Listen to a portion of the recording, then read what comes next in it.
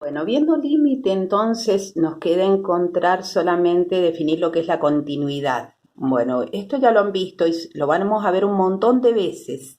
Todos tienen la misma expresión. Cuando una función es continua, una función es continua en un punto, sí, existe la función en el punto, existe su límite y el límite es igual al valor de la función. ¿Sí? Si esto se cumple para todo xy que pertenezca al dominio de la función, bueno, entonces la función es continua en toda su extensión, ¿sí? Bien, veamos entonces qué ocurre con la continuidad con distintas funciones. Esta es la función que vimos recién, ¿no es cierto? Donde calculábamos el límite.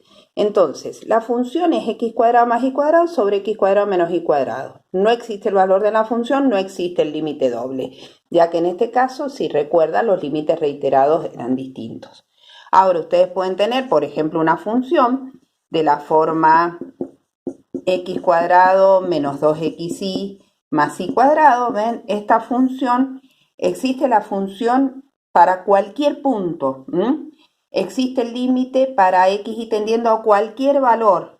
Entonces, y podemos decir que el valor de la función es igual a su límite, entonces la función es continua en toda su extensión.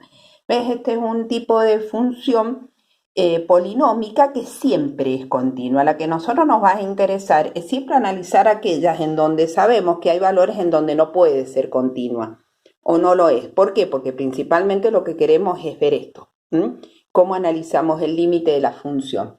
Bueno, ¿qué pasó con este ejercicio? Nosotros vamos a analizar ahora la función para x, que es x cuadrado más y cuadrado sobre x más y. En realidad la función no es continua en siempre que x sea igual a y, porque siempre que x sea igual a y, entonces se anula el denominador. Entonces, para todos estos valores la función no es continua, pero podemos elegir un punto. ¿Qué pasa con el punto 0, 0? La función es continua en 0, 0. Entonces, eso es lo que vamos a analizar. ¿Qué pasa? No existe la función en el punto, entonces evidentemente la función no es continua. Pero sí es importante saber si existe el límite doble, porque si no existe, no puedo hacer nada con la función, queda así, discontinua. Pero si existe el límite doble, entonces yo puedo transformarla en continua en ese punto como redefiniéndola. Por ejemplo, cuando ustedes tenían una función de este tipo, ¿ven? Esta función nunca va a ser continua. ¿Por qué? Porque acá existe como un salto finito, entonces no hay una curva continua. En cambio, si ustedes tenían una función de este tipo, por ejemplo, entonces acá no existía la función en el punto, pero sí existía el límite, porque los límites por derecha y por izquierda existen. Entonces, ¿qué hago? La puedo redefinir para transformarla en una función continua. Bueno, por eso entonces me interesa saber si existe el límite doble o no. Bueno, esta es la función que analizamos recién, ¿sí? Entonces, ¿con qué comenzamos? En primer lugar, si yo calculo el límite doble, me va a dar 0 sobre 0, ¿no es cierto? Es decir, si yo hago el límite para x y tendiendo a 0, 0, la función me da 0 sobre 0. Entonces, ¿qué dijimos? No se podía aplicar ninguna propiedad para poder salvar esa indeterminación. Entonces, aplicamos lo que llamamos los límites reiterados, ¿sí? Los límites reiterados era transformar el límite doble en dos límites simples, haciendo tender x a 0, y a 0, o y a 0 y x a 0. Entonces, cuando yo voy a calcular este primer límite reiterado, el límite para x tendiendo a 0 lo dejo como está y calculo este límite. Recuerden acá algo importante, a ustedes les quedan el límite para x tendiendo a 0 de x cuadrado sobre x, ¿sí?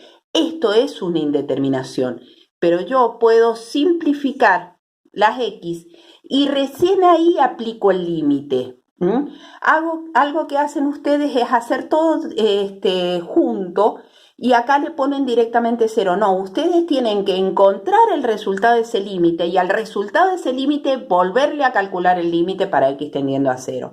Y lo mismo ocurriría acá, ¿ven? Tienen el límite para y tendiendo a 0 del límite para x tendiendo a 0. Entonces calculan este límite. Ese límite les da y cuadrado sobre y.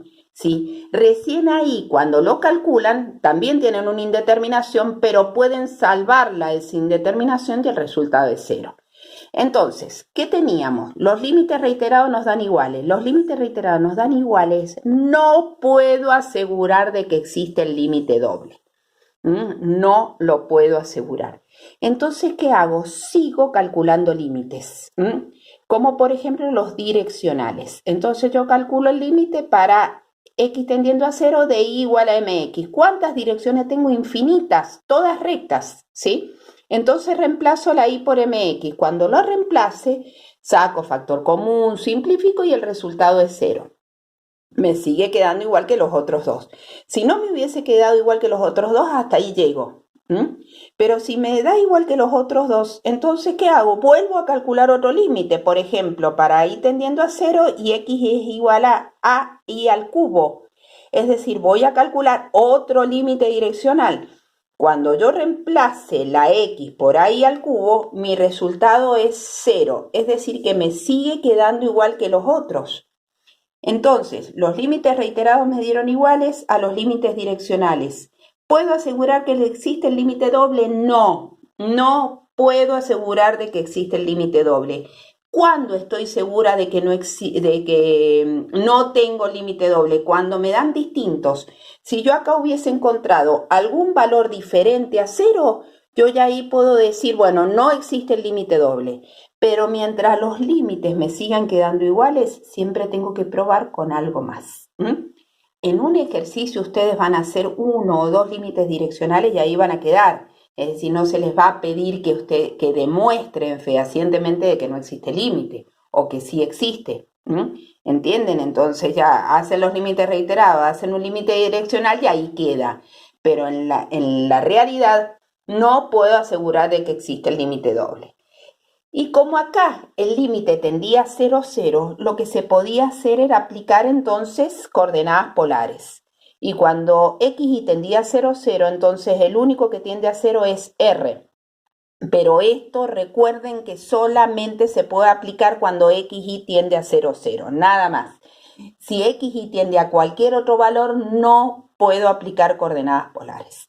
Entonces, con las ecuaciones de transformación, transformo la x, la y, ¿no es cierto? X era r coseno de tita, y es igual a r seno de tita. Entonces acá me va a quedar el límite para r tendiendo a 0 de x al cuadrado, es decir, r cuadrado coseno cuadrado de tita, más y cuadrado, r cuadrado seno cuadrado de tita, sobre x más y, es decir, sobre r coseno de tita más r seno de tita. Si yo saco r cuadrado, bueno, arriba me va a quedar directamente r cuadrado, porque al sacarlo factor común me queda coseno cuadrado más seno cuadrado, ¿sí? Que es 1, entonces arriba solamente me queda r cuadrado y abajo puedo sacar factor común r. Al simplificar, el resultado es 0. Entonces, como existen coordenadas polares, yo transformé la función de coordenadas cartesianas a coordenadas polares.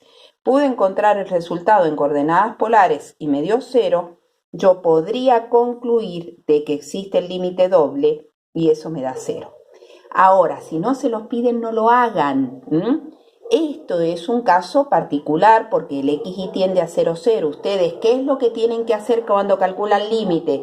Calculan los límites reiterados, calculan 1 o 2 límites direccionales y ahí llegan.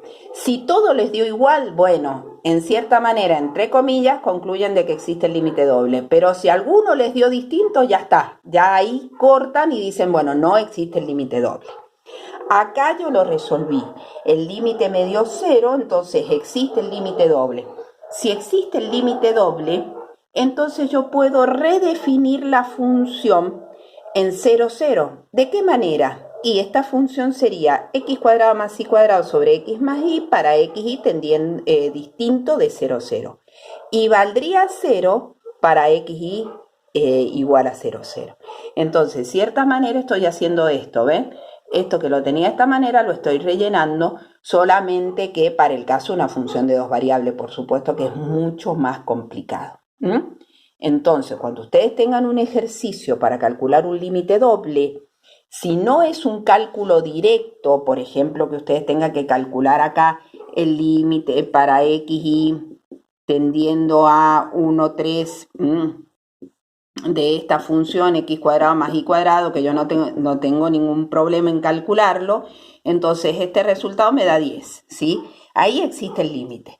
Si me da una indeterminación y no puedo salvar directamente la indeterminación a través de alguna propiedad, el teorema de la propiedad de los emparedados o de infinitesimos equivalentes, o no puedo factorizar y me queda algo de este estilo, ¿no es cierto?, en donde no puedo hacer más que calcular límites reiterados y límites direccionales, entonces calculo límites reiterados. Me tienen que dar iguales. Si me dan distintos, corto ahí. No existe límite doble. Si me dan iguales, no puedo asegurar que existe. Entonces, ¿qué hago? Calculo algún límite direccional, 1 o 2, y llego hasta ahí.